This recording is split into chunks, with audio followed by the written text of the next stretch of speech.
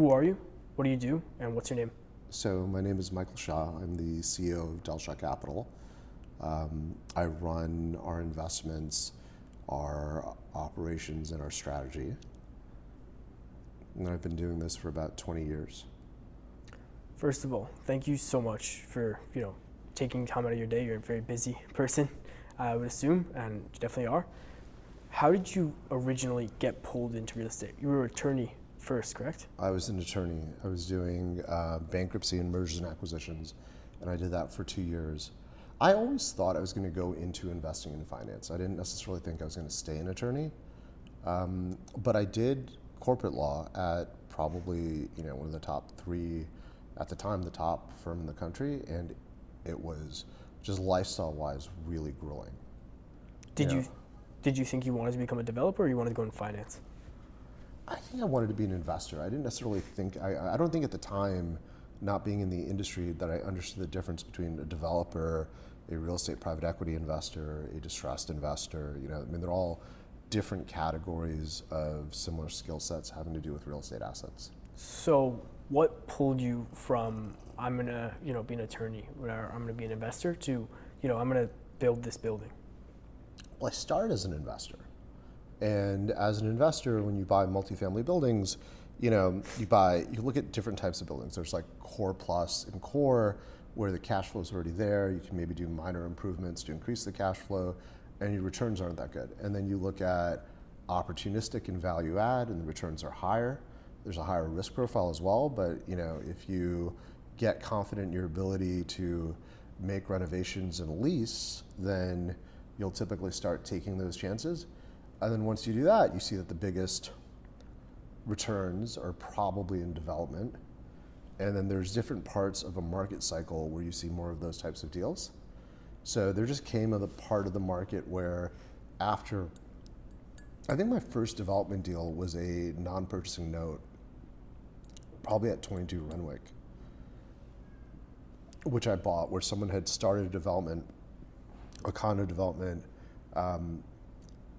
gotten into trouble, the bank stopped funding, the bank eventually sold the note. So I bought the note in conjunction with a construction company that had experience finishing stalled projects. So we did that deal, and then we finished the building and sold out, and that was actually pretty successful. So then I stopped being afraid of development and construction. So your first building was a crack den in the Bronx, correct? First building was it. Yes, I didn't know it when I bought it that it was a crack den. So, I just thought it was a multifamily building in the Bronx. Really? Little did I know that it was like the Carter House from New Jack City, which is a dated reference. Yeah, I don't even know. But so you buy this building. It's where in the Bronx approximately? It's in Hunts Point. Hunts Point. So you buy it. You don't know it's a crack den. What is the experience of this is a crack den? Well, the start point is you buy it because you underwrite 5% credit loss and vacancy, and you're like, oh, this is a high cap rate. This is going to be really good cash flow. You don't know going in, and this was literally my first building. I'd only taken real estate academically. You don't know all the collection issues you're going to have. You don't know tenant and crime management issues you're going to have. These are all things that you learn, and they seem retrospectively fairly obvious. But, coming out of it, looking at a pro forma, you don't think about all those things. Or at least without some experience or knowledge that, in different submarkets and different asset classes, you have higher bad debt, vacancy, and collection issues, right? And so the experience of it, it's just like, oh shit, what did I do? Because instead of collecting 95% of your gross rent roll, you're collecting like 83% of your gross rent roll. You've always got a bunch of tenants in court. You've got other tenants complaining about things happening in the lobby. You're working regularly with the police department to try to get some of the bad elements out of the building. It just ends up being a lot more work, and you miss your pro forma. If you were to start again today, would you go into a Class A, try to build a building in, downtown Manhattan? Or do you think that what you learned doing this actually set the stage for, greater projects later on? I think if I had to do it again, the first thing I would do is, rather than start something on my own without an experience, I'd work in the industry for a company that does the type of investments that I was interested in doing, and spend 2 or 3 years working really, really hard with someone senior if I could get that opportunity, and just learning the business, because you end up learning, no matter how smart you are, whenever you move into a new business, you end up having a learning curve, and that's just like the reality of it, and I was no different. So you weren't a natural at real estate. You weren't one of those people who like grows up, and then they're like, oh, this is like in my blood. I was a science major. I actually thought I was going to be a doctor or an inventor or something like that. Growing up, you didn't see yourself in real estate? Not really. What did you wanted to be an inventor and a doctor? I thought I was going to be a doctor. I mean, I was a science major. I was a chem and physics major. I did really well. I got into med school out of high school. Wow. But I went to college instead, and I studied hard science, and then I took a master's in finance, and then that was actually also really interesting. And I never really considered anything other than medicine. My parents were both doctors, and it seemed like the natural sort of progression. But I really liked finance, and then I considered investing. Then I ended up going to law school, because I didn't have 2 years of work experience to go to business school. And then I did very, very well there. And then I got an offer from like the top law firm in the country, so I tried 2 years at law, doing corporate and M&A. And then I quit, and then I got into real estate. But I don't know that I ever thought, oh, I want to be in real estate. When you were in high school or middle school, were there signs that you would become an entrepreneur? I think at the time I was completely dedicated to becoming a scientist or a doctor. So I wouldn't say that, no. Was that because of like parental pressure, or was it more of no? It wasn't parental pressure. It was more a lack of understanding of what other opportunities were. I didn't know what investment bankers did. I didn't know what private equity was. I didn't know necessarily how entrepreneurship worked. And my parents were both doctors. My grandparents and all of my aunts and uncles on my father's side were doctors, and it was just kind of what I knew. Are you happy that you went on that track, or do you wish you started real estate when, then? Like straight out of high school or straight out of college? That's a good question. I think if I'd started 2 years earlier, it would have been fine. It would have been better, marginally. And I think if I had worked in business or at real estate before starting my business, I think that would have been helpful. I think that would have been more useful than necessarily doing college, a master's, and then law school. But ultimately, I don't really have any regrets. I mean, the legal background has been incredibly helpful in real estate, in contracts, in looking at special situations and looking at non-performing debt. It comes into play all the time. And I still run all of our litigation strategy. Wow. And most of our contract negotiations. Wow. You said that the 2008 recession was the best thing that ever happened to you. What do you mean by that? Well, so now being a lot older and going through the 22 to 25 correction, I think it was the best thing that ever happened to me, because I didn't have any assets at the time. So if you have no assets and you have liquidity in the middle of a massive market correction, you can just play offense and you're not on defense. And so not having any assets to work out, no problems, and I was able to do a leveraged buyout of the Park Hill apartment complex, where my parents owned a piece of it and then another family owned 50%, and I bought the other family out with a loan from, I think it was Freddie Mac and Berkadia, actually. And there was a business plan we had to execute, and if we executed the business plan, lots of escrows were released. So all of a sudden in 2009 or 10, I was 30 years old and I had like 12 or $15 million of liquidity, and I was able to go buy non-performing debt from New York banks. And that was something that, like, as a former attorney that did bankruptcy M&A, I had a good understanding of creditors' rights. Some of those things paid off and resulted in money, other things resulted in assets, and then I was able to execute business plans with those assets to add even more value after taking them over. and then the market itself turned. So like, those deals were probably like 40, 50% IRR deals. Like they were insane, but it was like the perfect storm of buying right, adding value, and a market recovery, right? So like those are three different things that add value. So you're gonna end up with a really strong return. It's often said that in real estate, your job isn't to win, it's to not lose. How did you deal with the 2020 recession? Or I guess not recession, but Well, going back to 2019, or 2021. No, I think we can start in 2019. So in New York City, 2019 they passed the HSTPA, which thank God I didn't have a lot of rent stabilized exposure, but I had some in the silver short portfolio that I did, and that instantly took like 30% of the portfolio and reduced the value meaningfully, call it 30 to 40% on those assets. Fortunately, there were other assets that were largely free market, and we were able to execute our business plan and grow the NOI, but the cap rate change on rent stabilized assets basically meant that we did all of that work to tread water. So to make nothing effectively, and just minimize losses. So that was 2019. Then 2020 was COVID.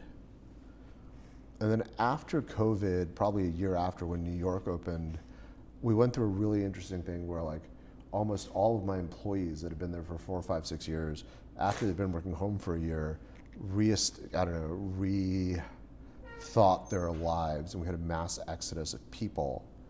So 3 or 4 of us were doing the work of like 8 for 6 months, which was also grueling. There's a small period of relative market stability sometime in early 2022. And then I think June or July is when the Fed started raising short-term interest rates at an unprecedented level, and markets completely froze. So it was, I would say from 2019 to 2022, it was like a series of black swan events, most of which as a real estate investor, you don't think about. Or at least you're not trained to think about. Now, when we look at things, we look at political risk. We look at, what is the interest rate outlook? What is the forward curve? What are the political shocks that can happen? Now I am wary about a lot of unreal estate related macro factors that can affect your real estate investments, even if you execute your business plan. But I think, it's something that, again, you learn. I was talking to Jeffrey Gurall yesterday. I don't know if you know who that is, but he was basically saying that he's scared. Is he the president of Newmark? He used to be. He's now, I think, GFP. Okay. Yeah. He's got a family office, right? Yeah. They sold an asset in Times Square through, oddly enough, JLL. Weird. That Jeff Sutton and SL Green bought back. They were the owner, and then they sold the note, and then ultimately they were the only people that bought the note. Weird. Interesting. But he was basically saying that vacancy, like people are going to take AI and they're going to start firing employees, and he owns a lot of office space. What do you think? Like, do you think AI will impact at a similar level than 2008, the real estate market? Okay, so 2008 was very different. COVID had a massive effect on office, right? And it took, nationally, office still hasn't recovered. And you had this whole notion of people working from home, and that was even before AI became a thing, right? So, look, I think people talked about it being permanent. I would say if you look over the past year and a half, we've been watching the office market, and I was not traditionally a big office investor. I'm buying CitySpire now in conjunction with a longtime third-generation office operator, and we think it's a very good deal. So we're bullish on it. We've watched SL Green. I bought their stock personally in my portfolio when it was at like 25, 30, just because I looked at what it made their entire portfolio, just some of New York's top office, worth like $400 a foot, right? Which is just cheap. So then I watched them make reports through most of 2025 when quarterly their leasing pipeline was doubling. And leasing activity in office right now is very, very strong. But it took from 2020 until 2026, really like mid 2025, for the office market to recover and for fundamentals to be strong. But fundamentals are strong. Class A product is leasing very well. What is AI going to do to it? I think it's too early to tell. I mean, could companies downsize employees? Yes. Could companies end up keeping employees in conjunction with AI that are talented in using AI to enhance their efficiency? Also possible. Certain jobs I think are going to be more effective than others, like coding, for example. I think the need for software engineers is going to go down. There'll still be a need for high-level software engineers. Where I think AI really makes a difference is, at least currently, we've started implementing AI across the company, and we started pretty early. I mean, maybe this is an interesting thing to talk about, because I think we're kind of first movers. My wife, who is also was our chief innovation officer 3 years ago, has been a data scientist and was early on AI. And so she was using ChatGPT and ignoring me at home pretty often. I didn't really know what ChatGPT was, but I'm a big fan of Elon Musk, and then he brought out Grok. So I started using Grok to ignore her, to gain back leverage. It's funny. And I realized really that for an intelligent person who learns how to prompt, and I started watching a lot of Dan Martell videos. Mm-hmm. I don't know if you know who he is. Yeah. He's like a coach and a big person who puts out a lot of stuff on AI. So I went to a Tony Robbins conference. I saw Dan speak. I was really fascinated and impressed by him. And I reached out to him about coaching, and then also started watching a lot of his videos. And I learned how to prompt. I learned what products are good for what. We hired a couple of people to build a unified data platform. And the initial thought was we just create a natural language query, like effectively a chatbot over all of our real estate data. Like, when does this lease expire? What's this year's escalation? Simple asset management type stuff. We modified it and actually really have seen over the past 6 months, Claude completely take over workspace AI with Claude Work and various other things. So now we've got 2 people that are data and effectively coders, and they help us build AI tools that we use in asset management, in underwriting. We've used both Shortcut and Claude and Excel to build models. We learned actually that's probably more efficient to continue to use a human to build models, because setups are still pretty different. And I don't know that Claude will consistently read different formats of setups and then put them into your templatized model so much as an analyst can. But certainly we use it to troubleshoot models, make revisions, and do various other things more efficiently. And now we use also AI to make investment memos, pitch books, marketing material, videos, various things.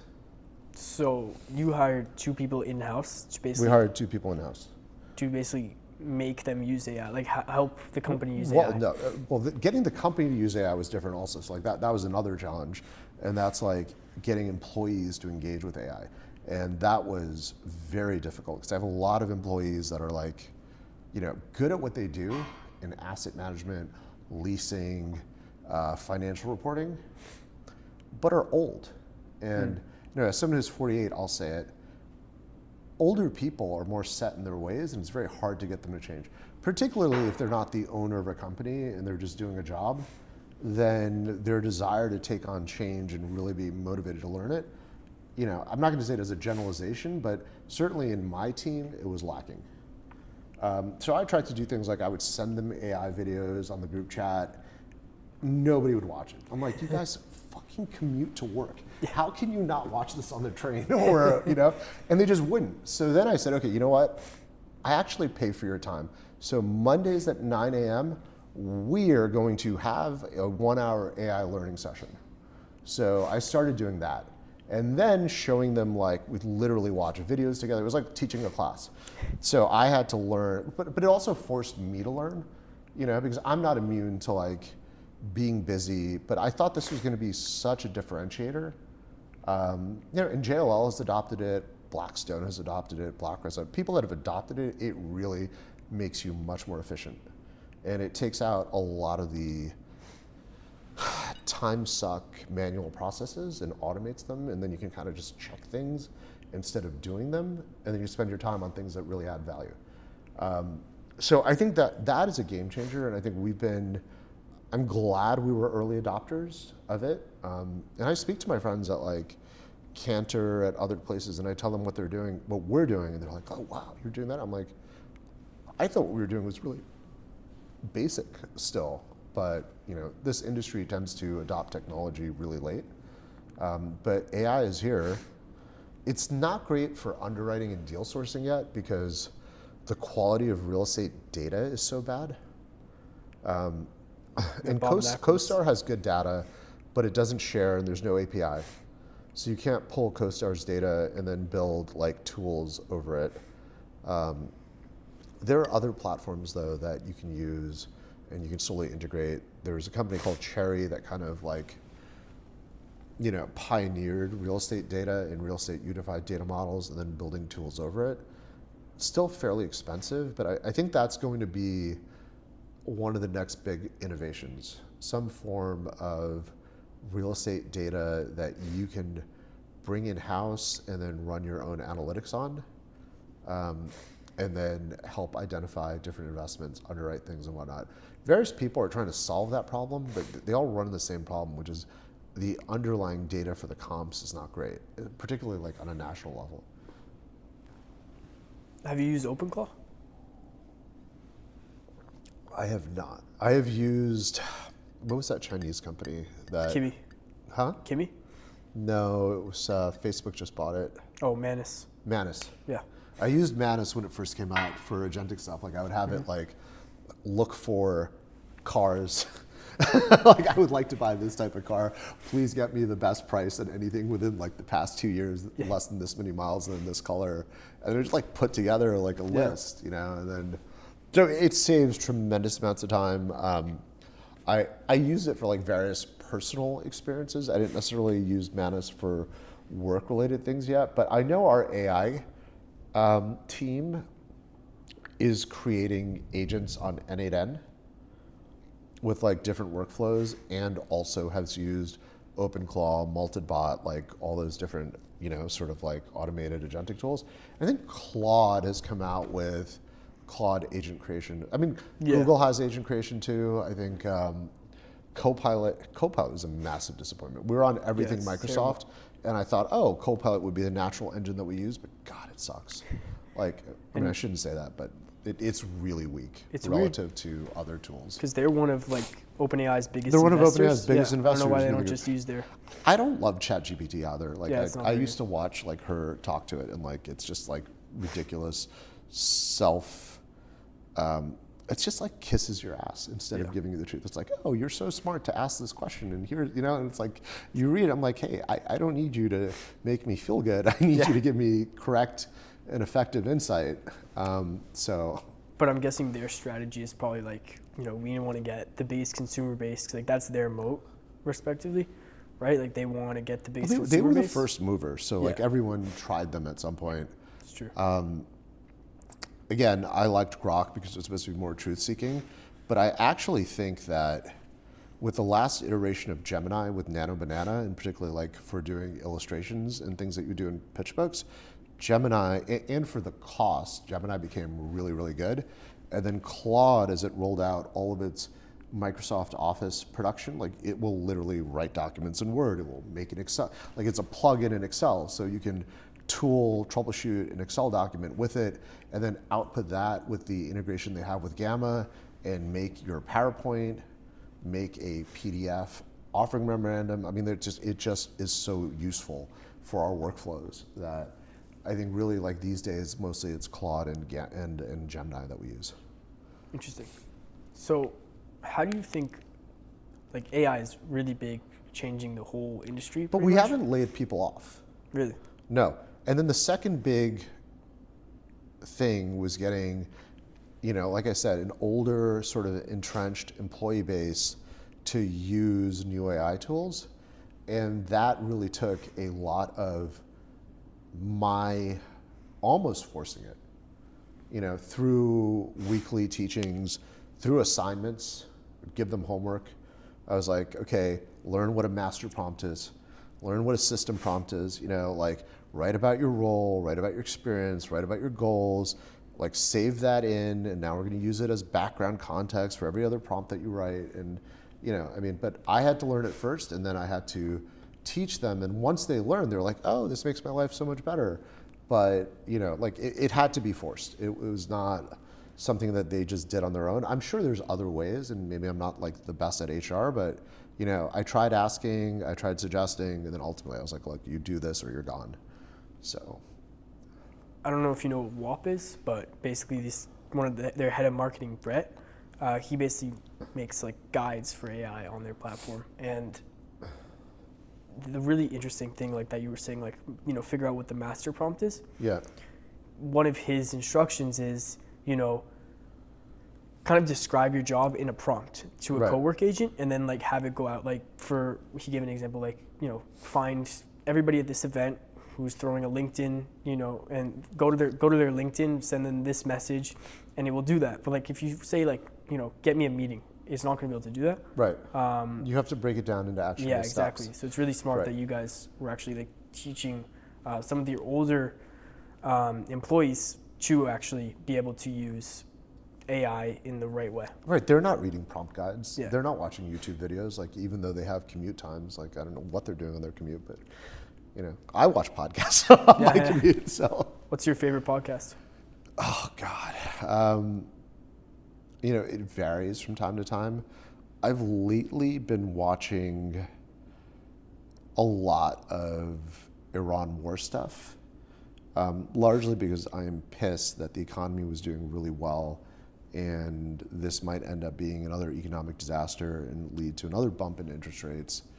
And we're in the middle of $360 million of acquisitions that we underwrote and put in a contract when rates were at 5%. They're now at like 5.6, and could trend higher if energy prices don't come down. And it doesn't look like we're anywhere close towards resolving it. I wonder what the odds are on poly market right now. About a resolution? For rates, yeah. No, for rates. Oh, they're probably leaning towards higher. Look, the following things are related: an end to the war, reduction in rates, price of oil, stock market. All of it is interrelated. Like, the price of energy doesn't go down; it has a ripple effect through the entire economy. It has a ripple effect through inflation, and then when inflation is high, rates go up. Right? That's why rates went up in the first place, because inflation got out of control because of too many government surplus programs or subsidy programs. Do you think that was the right part on the Biden administration to like basically hand out money? Retrospectively, clearly not, right? I think there's inflation graphs like that. At the time, I think at the time with COVID, nobody really knew what they were dealing with. The Biden administration wasn't alone. I don't think I would have gotten up and screamed that subsidies are bad. We certainly were grateful for PPP and ERTC and some of the other programs that they rolled out.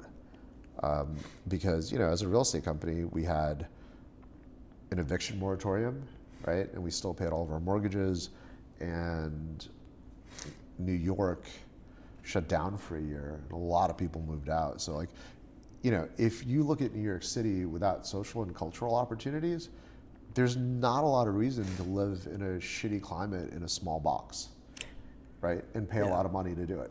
It's true. So a lot of people I knew, spent some time living outside of New York, in Florida where everything was open, or they went to the Southwest or North Carolina, or places where the climate is better, the quality of living is better, and there weren't the same type of social restrictions. What do you think of the exodus to Miami? It started during COVID. I think a part of it has been due to our city and state continually pushing higher taxes. And I think that as you do that, and I have to say, I know you mentioned potentially we'll talk about Mamdani, and maybe we'll seg to him, because I think he's a little different than what we saw with de Blasio, and even with Adams. And I was hoping Cuomo was going to win. I donated to Cuomo's PAC. But Cuomo wasn't great for real estate. He signed the HSCPA into law, and he was moving progressive because that's the way his party was going, that's the way politics were going. So, and he seemed to be a pragmatist. I thought Mamdani would be worse because most of what he spoke about on the campaign was rent freezing control, rents and stopping landlords. And really, the Democratic Socialists don't believe that landlords create any value. They believe that all value in real estate comes from public government investments in infrastructure. And I had to, as this was becoming popular in politics, at least understand their point of view, so I could understand what was correct, what we as the private sector could do to create public-private partnerships as New York became more democratic socialist. So they make a point that the value of real estate does come from public infrastructure, right? Like the proximity to, I live in Union Square, a subway station that connects to almost everything with express trains, including Brooklyn, is 3 minutes away. And that clearly is part of why I live here. And also the fact that I'm a 5-minute walk from West Village, Flatiron, Gramercy, East Village, Chelsea, it's just a really central, Soho even is a quick walk. It's a really central location that this developer in building this building had very little to do with, and the location does play a role, and that is value that is not created by the landlord or the developer, right? So I understand that point, but I would still say that there is a difference in quality of housing. There is a difference in amenities. There are low-end developments. There are developers that cut a lot of corners. There are other developments that build really high-quality product with crazy amenities and finishes, and it is qualitatively different. So I think what New York could do, if the problem is a lack of housing, I don't think rent stabilization and rent control really help, because that does not create more housing. And in fact, what it does is it creates incentives for people who have that housing to stay there even when it no longer serves them, because they have such a good deal, and who's going to pass up a really good deal? And at least it used to be under the old law that if you had a $500 a month apartment and you were never going to use it, your landlord had an incentive to give you $300, $400, $500 to buy you out, renovate the apartment, and put it on the housing market, right? The current incentive system, if you have that apartment, you're going to either keep it and pay the $500, but you're not going to let that go because it's impossible to replicate. And now with no ability to increase the rent, your landlord's not going to buy you out. So in many ways, it hurt people that have rent-controlled apartments. And the laws, the anti-harassment laws, were already pretty strong where, I think it was already the law that if you told your landlord not to speak to you about a buyout, that they couldn't speak to you. Or you get some form of treble damages or something along those lines. So in many ways, I think that law was a reaction to many years of landlords, almost getting fat off the old system. And it was a little bit of an overreaction in a way that I think over time has and will continue to really hurt New York City's housing stock. Do you think if they got rid of affordable housing and everything like that? No, I'm not saying get rid of affordable housing is different than rent stabilized housing. Affordable housing is new housing that is built where there are income restrictions, and often there's either a tax incentive to the developer or there's extra FAR given to the developer to make the whole project economically viable. So we can actually switch to affordable housing. I'm a big fan of affordable housing, and I'm a big fan of public-private partnerships to create affordable housing. And I think what the role of the government should be is to create the right incentive structure for the private sector to build affordable housing, and then create whatever financial incentives or subsidies they can, whether that is in the form of relaxed regulation like they did with City of Yes, where they're saying, oh, you can build additional affordable units and ground floors without complying with light and air, or alternatively giving people FAR bonuses in parts of town that can support it, where we want more affordable housing, right? Like Manhattan specifically, and saying, if you build this many affordable units, you get that as a 100% FAR bonus, right? So now if you're not really paying anything for the land and you can build that and make an economic return with income restrictions, like I think that's a way that the government gets affordable housing, the private sector pays for it, and it increases the supply of housing in a way that restricting the rent on existing housing does not, right? Like if you look at those two policies, one, you're getting brand new housing that's income restricted. The other one, you are disincentivizing people to maintain or repair housing that is not income restricted, is not necessarily for poor people. You could be rich and have a rent stabilized apartment.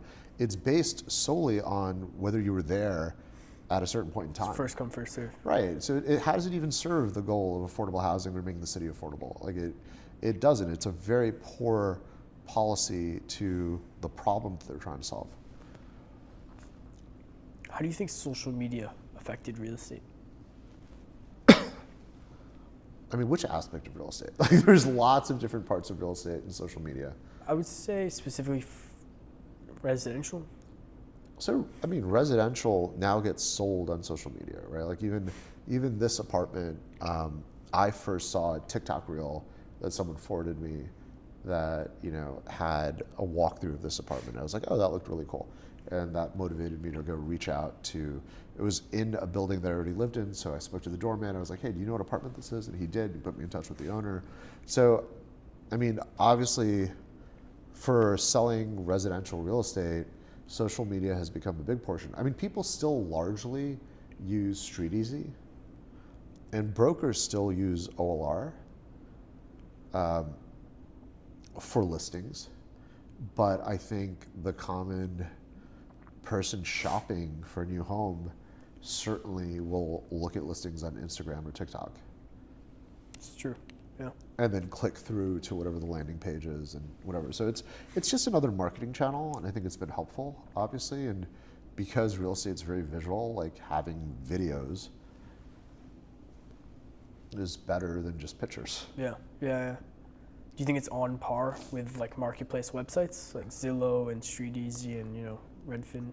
I think you need both. Both. I think yeah. I don't think anybody watches an Instagram video and then just like submits an offer. Yeah. It's typically you watch an Instagram video, you click through to the listing page on whatever marketplace it is, you get all the information, like the common chart. Like I think it's much more of like lead gen than it is actual transactional execution. I think so. I think it's top of funnel. Yeah.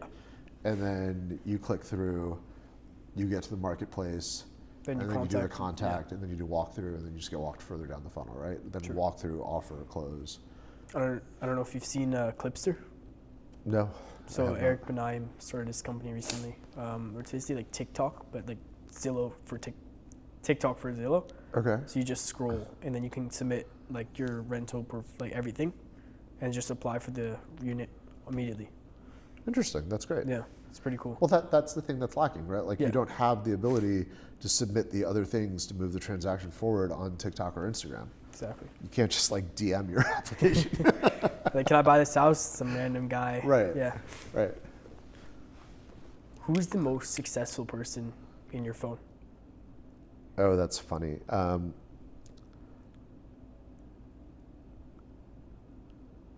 It's one of two people. I'm going to define successful other than just financial. They're both incredibly successful financially. They're both billionaires. I've learned a lot from both of them. They have very different approaches to life. So one of the people that when I met and did a transaction with him just like blew me away with his intelligence and his approach to life and people was Gary Friedman, the CEO of Restoration Hardware. Big furniture and lifestyle, like, home company. So I did the 55 Gansevoort RH guest house deal with them. And I got to spend a lot of time with Gary. And every time I saw him, I learned a lot from him. And he's very successful. He owns like 40% of RH, and it's got like I don't know, I think their stock's down right now, but sometimes their valuation's like $6 billion. Wow. Right now it might be 3, so he is a billionaire. And highly respected and really well thought of. So he's pretty amazing, and I've, again, really admire him. Another guy I met in the past year, who I heard a lot of really great things about, and when I met him, just like blew me away as a person, is a guy named Charlie Gendron of LIHC. LIHC is one of the largest affordable HUD owners in the country. They're based out of Maine. They're fairly low profile, but people in the affordable space like speak about Charlie, in a really amazing way. And he is very smart. He's an amazing problem solver. He's very personable and charismatic. And he's very strategic and can be ruthless when he needs to be. But like all those things you've seen before from really intelligent, successful people, what really sets Charlie apart is that he is incredibly compassionate and empathetic, which is rare when you see that combination of like strategic ruthlessness, knowing how to crush someone, creating leverage, but then helping someone up and being like, all right, let's do this together. Like, I don't want to screw you. I just wanted you to know that you can't screw me, but I have no intention of screwing you. So when I dealt with him, in many ways, it really kind of like inspired me and changed my life. And it's been an approach that I've taken as I've been trying to 1031 the asset that I sold to him and a group of other people. And like one of the things Charlie says that I quote him, I give him credit for it, but he's like, at the start of a transaction, I try to understand what my transaction partner's trying to do. And I have found that if I help them achieve their goals, things usually work out fine for me. Interesting. Yeah. And I have started, I watched him do it to me. And it was a process where I really didn't think I was going to sell to him. I ran the process to sell to another group that I knew, the Arker companies, who are also fantastic affordable developers. I've sold a building to them. I've known Dan Moritz for like 15 years. He taught me a lot about affordable housing and how to underwrite it. So I thought I was going to sell to Dan, and then, Dan gave me an offer which was not low, but it wasn't what I thought I could get. So I ran a process to really just keep him honest. But through the process, Charlie really just like blew me away in terms of his responsiveness to everything we were trying to do, his creativity, and his empathy. And so, I learned so much from him. And I was like, Charlie, when I get done with my 1031, I will work for you for free for a year. Whatever I can do to help, I want to do. I just kind of want to be around you and learn a little bit. And I think that would be like I think that, by the way, when you ask like what could a young person do getting into the business, or what advice would I give a younger version of myself? Find someone you really admire, and even if you don't make any money, go work for them. I think that's probably one of the smartest things you can do with your time when you're young, if you want to set yourself up for future success. So be like a mentee. Be a mentee or protege. Don't worry so much about the salary at your first job. Worry about the experience and who your supervisor is going to be. And if that's someone you really admire and you're going to learn a lot from, both like professionally and personally. I was reading the Elon Musk book, one of his autobiographies. Not autobiography, but a biography of him. And he basically said, like, when I initially started off, this might have been him, but when he initially starts off, he's like, how far am I going to be from the CEO when I get hired here? Sure. And if it's like 40 or 50 if levels. you're too far down, Yeah. and you're just working for someone in a very specialized role and you're not going to learn a broad spectrum of information, then you don't want that. Yeah. One of the things I pride myself on at Delshah is so many people that worked for me have gone on to start their own companies and are very successful. Shah has his own fund in hospitality. Mark Watkins owns a bunch of buildings in New Jersey. Cole Unger and Bill Gioeli started a company and bought a bunch of stuff in Pittsfield, Massachusetts, where they focus on higher cap, multifamily and secondary markets. Rohan Khanna runs Lasso, where they've created a real niche in manufactured housing. So, and all these people worked directly for me over the past 20 years. And, if I was doing a deal, they were on every part of it with me, whether it was development, financing, underwriting acquisitions. And so, and Justin Amirian, one of my favorites and still a very good friend. He now runs his family office at Eagle Point.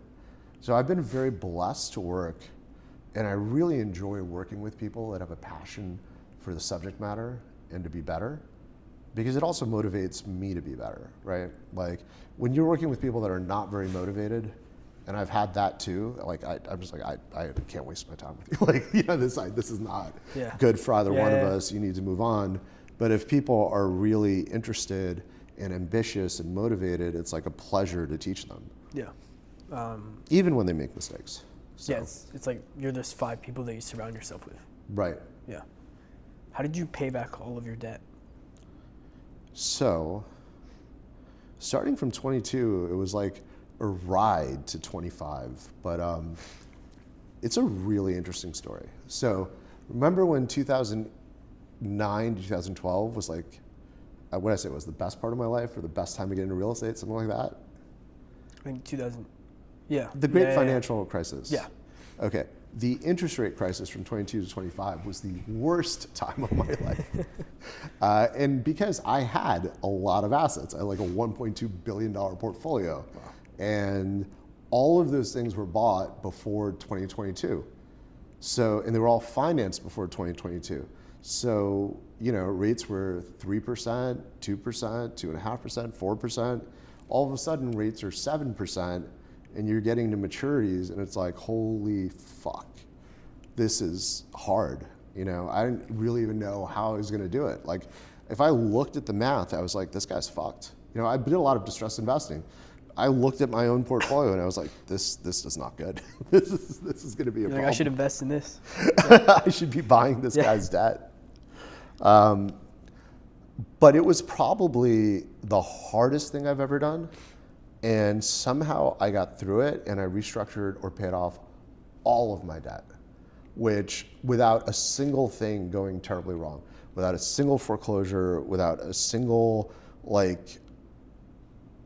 negative litigation, or really without any litigation with my lenders. And these were the skills that I used. Number one, psychologically, it was very hard because I went from being usually successful for like 16 or 17 years to all of a sudden everything going wrong at once.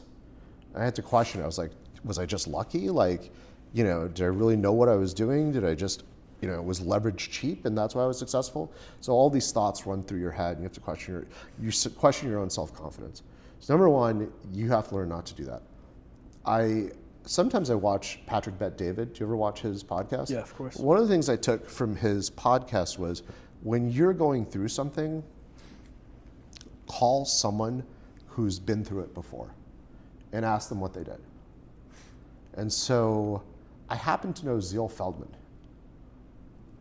founder of HFZ, prolific developer, a little older than me, has done a lot of stuff. Had the notorious falling out with Nir Meyer on the XI and various other things, where his whole company went under because Nir was stealing or doing a bunch of other stuff. But Zeal is someone who's highly respected. And I called him and I said, look, Zeal, I'm having trouble sleeping. When you went through this, how'd you get through it?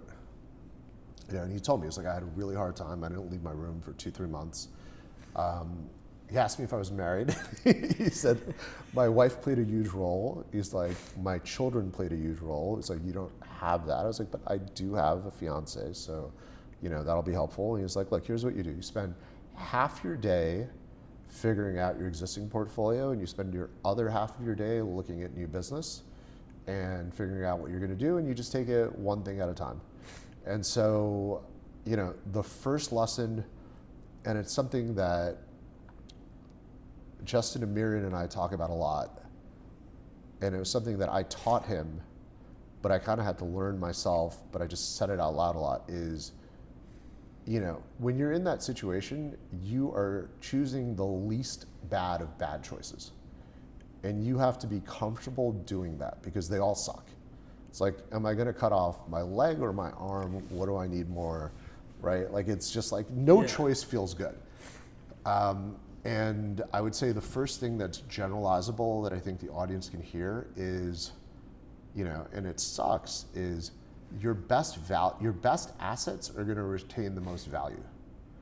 So if you have to pay off creditors, what you'll find is a lot of your portfolio is like neutral, or you're not going to, or maybe underwater, or maybe it's going to get a couple of bucks. But your best assets, where you make the most money, will, if liquidated, pay down your debt the most. So we sold, to pay off our bonds, 55 Gansevoort Street, which was the RH Hotel, which was one of the nicest assets in my portfolio. And then 100 Christopher Street, which was a multifamily asset I'd owned for like 10 years, which is in the West Village. It's a great asset. And, those were not the assets I wanted to sell. Those were the assets I wanted to keep. But they were the ones that together generated the right amount of money to pay off my creditors. So we found buyers and we sold them. So you don't regret selling? I walked past 100 Christopher Street the other day, and it hurts. It still hurts. I don't regret selling. It was the right thing to do. I got a really good number for the market at the time, and I fixed my problems, right? Like, it was literally the first step of getting the Israeli bondholders, who had, in theory, my entire portfolio as collateral, paid off. And that was a necessary step to avoid 3 years of arguing and fighting. And then another thing that I really believe is you work transparently with your lenders and you take your lumps. And it's hard to really believe that unless you think about fundamentals. Your ability to succeed in real estate depends almost entirely on your ability to borrow regularly.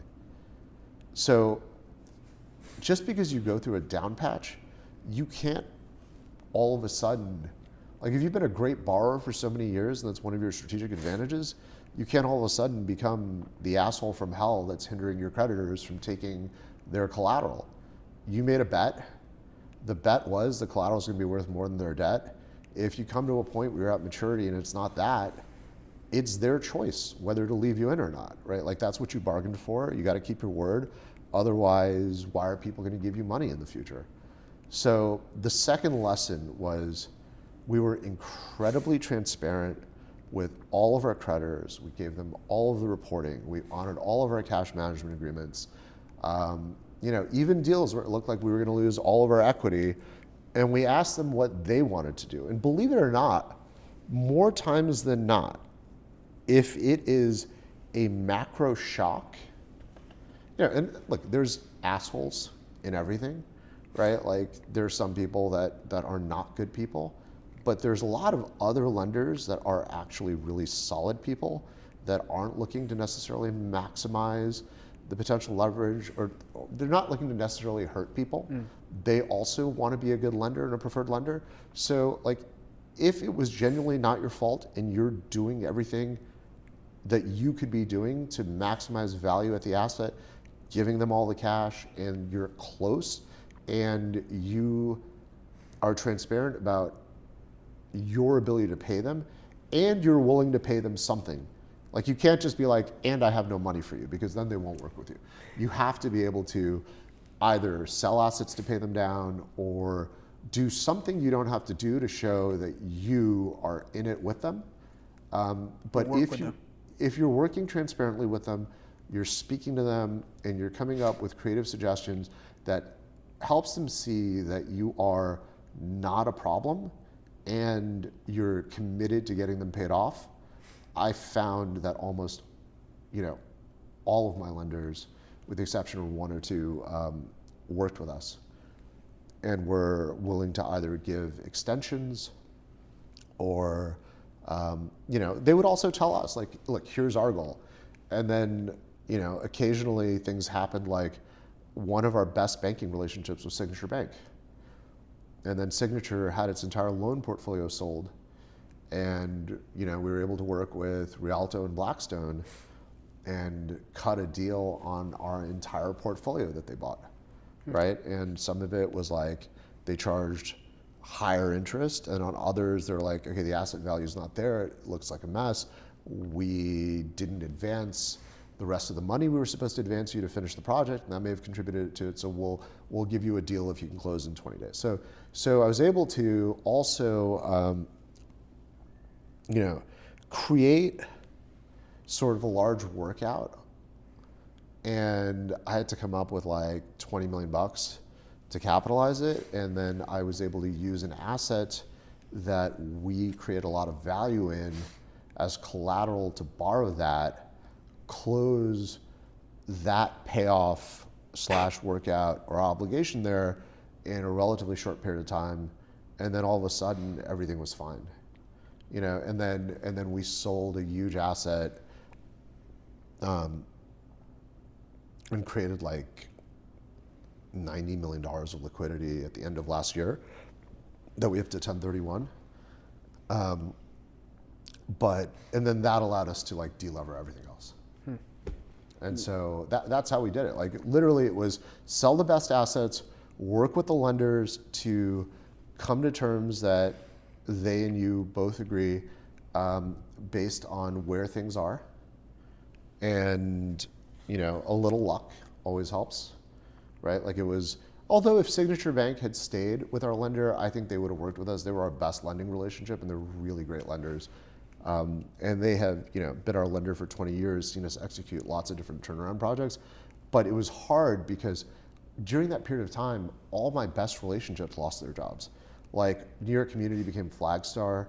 John Adams and his entire team that had been lending in New York for 20 years, and everyone knew they were gone. Zach and Joe Fingerman, and Zach Bermudez at Signature, two of my favorite people. Signature went under. They had to go find something to do also. Chris Kelly, who's another big lender of mine and a good friend, he left a bank, and he was at like an equity / hard money fund. So everybody was playing musical chairs, and the world was kind of disrupted. So we had to build new relationships, and we had to, like I said, just be very creative. And I didn't make any money on those deals, but I got all my lenders paid off, and I managed to keep all the assets. And now they're all doing fine again, right? And so the lessons I learned are, number one, be realistic and understand that you got to sell the good stuff because that generates the most value to pay down your debt. Number two, don't try to be an asshole with don't be a pushover and get run over, but also don't be an asshole and just try to be reasonable and be transparent. And then number three, have somebody that you hopefully have done enough with that they still have faith to give you money even at expensive terms, that when you do cut your deals, you can capitalize all of them. Why the Israeli bond market? At the time in 2016, it was cheap mezz. It was like a capital arbitrage play. So it was cheaper to raise from Israel than from the United States, basically. Yeah. Why was that? Mezz in the US was 12 or 13%. And in Israel, they were basically allowing you to create a holding company, effectively cross-collateralizing your equity in every project and borrow at 6 or 7%. Wow. So it was cheaper. There were some hidden costs, to do with the currency and ongoing G&A. So it was probably effectively 1.5% higher than that, but still pretty cheap. Good. Do you still raise from Israel? We haven't since we paid off our last bond series. We might do it again. And who are the main people who are investing on the Israeli bond market? It's Israeli institutions and then Israeli debt funds. Sure. So it's not individual people? No. No. can be, but it's typically not. Rarely. Not for foreign companies anyway. And what's one thing you wish you knew before 2020 that would have saved you so much money? That rates can change very quickly, and when they do, markets freeze.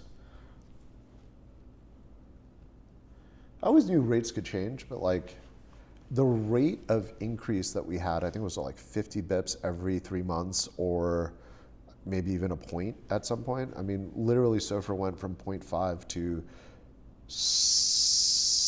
4, 5, 6. I don't even remember where it ended up. It was somewhere disgusting.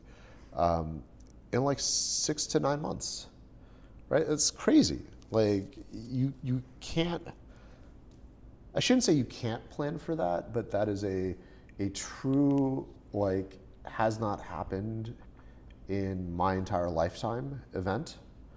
I think it happened in the 70s where rates went to like 18%, like where Fed funds went to a ridiculous number. You know, I think it happened then. During the savings and loans, or no, the 70s. Savings and loans were in the 90s. Oh, yeah. Because Bob Knuckles said that was the You worst. young people have no sense of time. No, Savings and loans in the early 90s was bad, but yeah. I don't think Fed funds exploded. I think there was just a lack of credit. Sure. In the 70s, Fed funds rates, like the same rate that's currently 3-4%, was like 15%. Wow. And that was the federal short-term overnight borrowing rate. So like market rates were like, you know, So nobody's doing 20%. anything. Yeah. Nobody was doing it. Like it was just a complete like market killer. If you have rent stabilized units during something like that where it's like crazy, nothing really happens. I wasn't right? alive, so I can't Yeah, tell yeah, you, yeah. but I think it was a bloodbath from Really? what I understand. Yeah, Yeah. it was Makes really sense. bad. Makes sense. I mean, I think to the point where there were lines for gas. It was also, I think, Oh, yeah, the during the- OPEC, Yeah. like, When, I don't know, what do they call it? Boycott? yeah. OPEC stopped producing, Yeah, and you know, and it was the end of Carter's administration. Yeah. So, Do you think that's going to happen again with the oil and gas crisis, I guess, now? if we don't resolve it, yeah. I think you're looking at a global recession from what I understand. I mean, like, people didn't underwrite energy at 105, you know? How much does the price of energy, like doubling in simplistic terms, basically affect What's the biggest growth engine in the U.S. economy right now? AI, Yep. What does AI run on? energy? But Data centers yeah, that exactly, run on data energy. center, yeah. So what does the cost of energy doubling, True. do? Yeah. It tremendously Makes sense. increases the cost of running AI, right? Which either reduces margins or alternatively reduces the amount of people that can use it if they have to pay the cost through. So that is going to slow down growth, right? What do you think of Terrafab? They're going to send AI chips to space, like Elon Musk's new company. I mean, I would never bet against Elon Musk. Did you see? I think it's a cool. I know the idea. It's Yeah. a really fucking great idea. Yeah. It's let's use 24/7 solar power in space where there's so And much cooling. energy, right, and natural cooling, so that we don't have to pay the cost of it, and then just transfer the information down like we do with satellites, and it is totally logically sound. I've seen Sam Altman say he doesn't think it's going to work. But like I said, no one thought electric cars were going to work. No one thought you could reuse a rocket. No one thought you were going to create boring tunnels connecting major cities with maglev under the ground. So guy's got a track record of, I don't think anyone thought you could create a brain-computer interface to implant either, right? Like he's just not a dude you bet against. You know what I mean? Like, Did you see Naval Ravikant? His new company, USVC.com. I've heard the name Naval Ravikant. I know he did a new company. He's trying to do some different form of AI, right? Like more maybe, based around biological neural networks, or is that someone else? But I think I saw. I mean, he might be. I don't know. But he saw recently. I think literally like a day ago, released a new company where it allows you to invest in private companies using his venture capital fund and be an LP. Oh, I've seen a bunch of there's a bunch public of them VCs that popping up. invest in private, like VC investments. Do you think that you would be going into venture capital in a long term, like, maybe 20 or 30 years from now? I have started doing Angel. some venture investing and some private equity investing. I have a good friend of mine who's my age, who's a HBS graduate who worked at a couple of different hedge funds and has his own private equity company and is now doing those types of investments. And so my wife and I are friends with him and his wife, and so I see a lot of what he's doing, and I've invested in a couple of things that he's done. And I think I will continue to do that. I mean, I think one of the things I learned during the real estate crash, and it's not that I learned it, I kind of knew it, but I experienced it, and learning is different when you experience it. I'm trying to think. I mean, a lot of people only learn through pain, right? Unfortunately. Other than that, you know it, but you don't really know it on an emotional level. So diversifying into certain high growth sectors, like I was very lucky. I invested in a couple of crypto funds in 2019, and those did incredibly well, like 6x returns. And so for 3-4 years, I didn't make money in real estate. I was just fixing problems, but I made money in alternative investments. I invested in Silver Lake, which is a tech P fund. That also has done well. So I was fortunate to diversify into certain high growth sectors, and I think that is something that I will continue to do. And particularly since I'm seeing just the way that AI even changes our business, right? And the amount that we spend in monthly subscriptions has quadrupled. Wow. So, do you see robotics coming into commercial, I guess not commercial, but development? A friend of mine is working on a robotics-based construction company. And I think that it's very interesting. He thinks that it can reduce the cost and the timeline of construction significantly, but there's going to be a lot of pushback from the unions. And that we have to see how that plays out. And as of where we are, people have been talking about modular construction for years, and I looked at Assembly and a couple of other modular construction companies, both to be a client and also potentially as an investor, because you could be a strategic client and investor. And the issue is the savings in terms of cost and timeline, at least as the technology stands right now, is not enough to justify the risk, because you're depending on an international supply chain, because a lot of the manufacturing is done overseas. We had tariffs, we had shipping delays, we had logistics, right? We have all that shit, and now we have shipping disruptions and all that. So thank God I didn't do it, right? And you weren't saving as much time or money. So even as the developer who signs the guarantees, even though you might think the technology is cool in the future, it's not at a point where you would do it yet. So you wouldn't have next year maybe Tesla Optimus bots developing a building for you? I mean, when he comes out with the Optimus bots, I'm going to buy one from the home, and I'm going to see if it can clean, maybe cook. I'll start with some basic tasks, and then after that, if it's successful, I would certainly look into it. I think places where you'll see it before you see it necessarily in real estate, again, because unions have such political power and they're embedded into the tax incentive programs in New York and various other things. If you got a requirement to pay prevailing wage, and let's say instead of porters and doormen, you hire, a fleet of Optimus, or you just buy a fleet of Optimus robots, you're gonna have 32BJ running pickets in front of your building. That's going to happen. Yeah. Right? And then you've got, in order to get your tax incentives, you have to hire and pay prevailing wage, but you're like, okay, I'm not hiring anyone, so I've got these robots. I don't want to be the guy that figures that out and then deals with all the litigation about it. You don't want to be the test subject. On that, no. 32BJ is the most powerful union in the city, possibly the state. They have a lot of political power. They have huge litigation department, and they're good at what they do. They're not someone you want to go pick a fight with.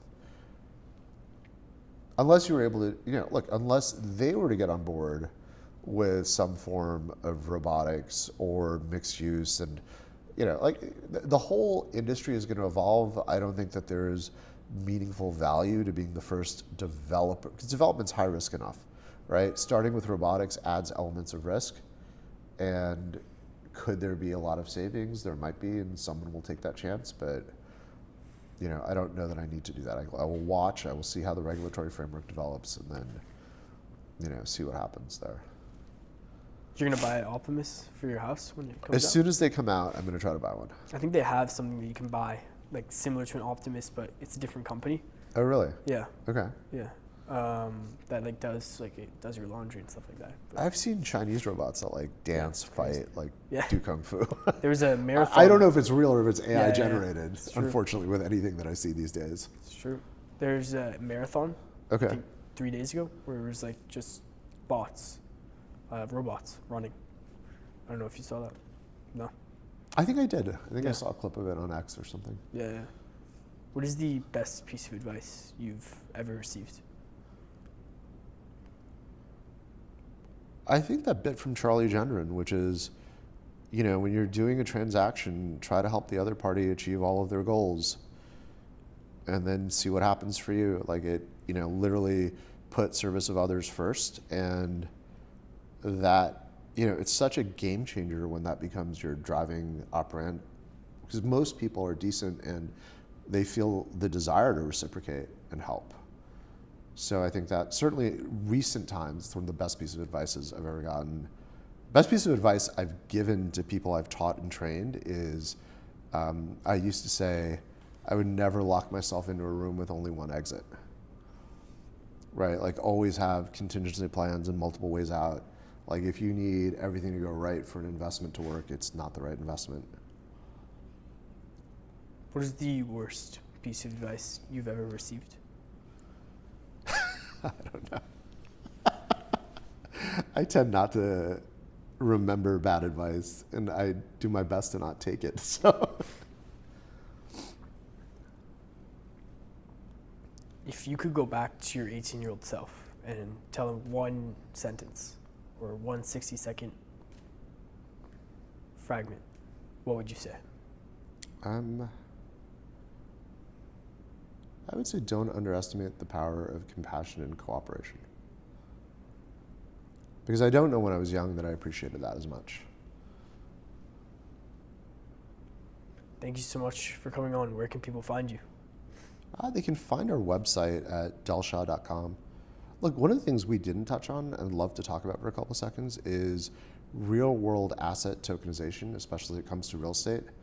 It's something that I've been looking at for 3 years.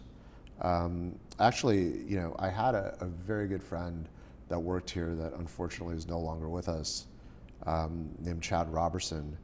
And I have my key employees every December, January, take some time and say, what do you think? Write me a white paper about what you think might be one of the most disruptive changes to our business.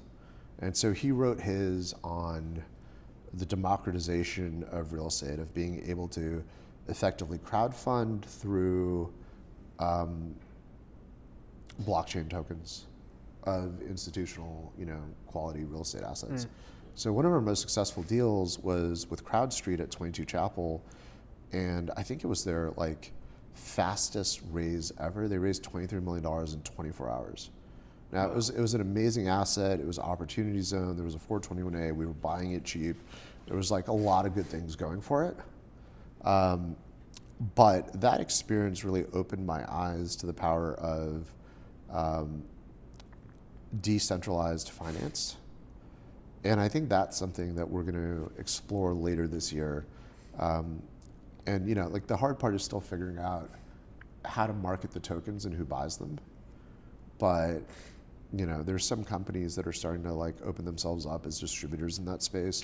And I think we're going to explore that and probably bring one of those offerings to market before the end of the year. Wow. So that I'm pretty excited about. I think that's going to be a first for institutional quality New York real estate. And that'll be cool. I always enjoy doing novel sort of, innovative things. Where can people find that? It's not out yet. It'll be later this year. Okay. Thank you so much for coming on. My pleasure. Thank you. Thank you.